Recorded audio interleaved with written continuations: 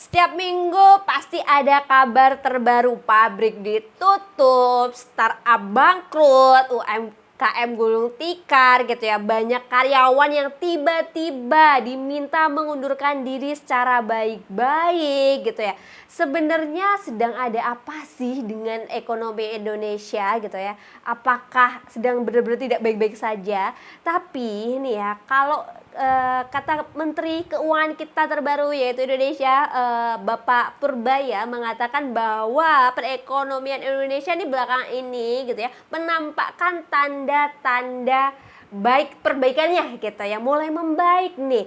Tapi kenapa itu semua tuh datang bersamaan, teman? Tanya gitu tadi PH dan sebagainya.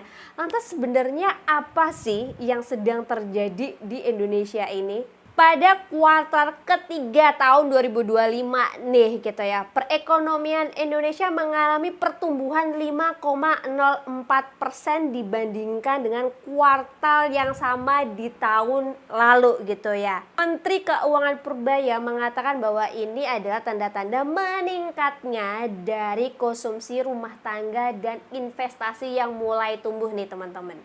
Dan masyarakat yang ibaratnya mendapatkan efek dari hal tersebut itu paling banyak di kalangan menengah. Tapi meskipun angka makro menggembirakan nih 5,04%, tapi faktanya di lapangan sedikit berbeda nih teman-teman.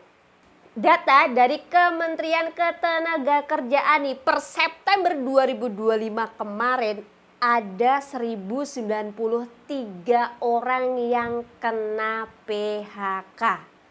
Sebelumnya nih, hingga Juni 2025 ada kurang lebih itu 42.385.000 orang yang kena PHK nih teman-teman. Naik 32% dibandingkan dengan periode yang sama di tahun kemarin gitu ya. Jadi bagaimana bisa nih ekonomi tumbuh tapi di lapangan banyak sekali PHK yang terjadi dan juga lowongan pekerjaan yang semakin sempit. Ada beberapa faktor yang menyebabkan ketidaksesuaian antara pertumbuhan ekonomi dan juga ketenagakerjaan.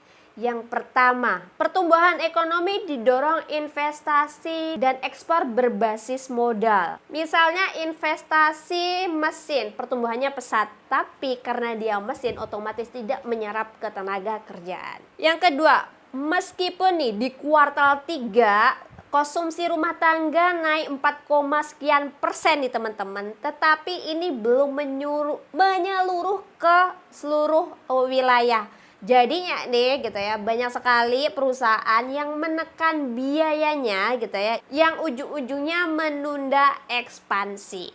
Yang ketiga, perusahaan menghadapi tantangan global, fluktuasi harga yang luar biasa, terus juga perlambatan ekspor, serta perubahan model bisnis yang sangat cepat. Sehingga sering melakukan efisiensi yang berdampak pada PHK.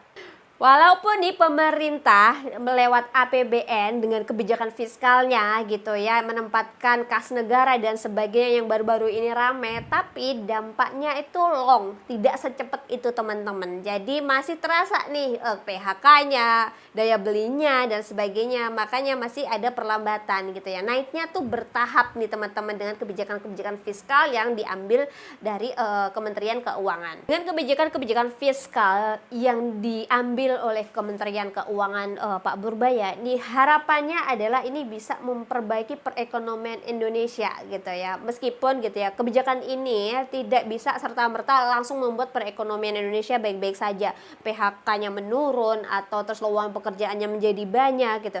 Tapi harapannya dengan itu semua gitu ya, naik satu persatu gitu teman-teman.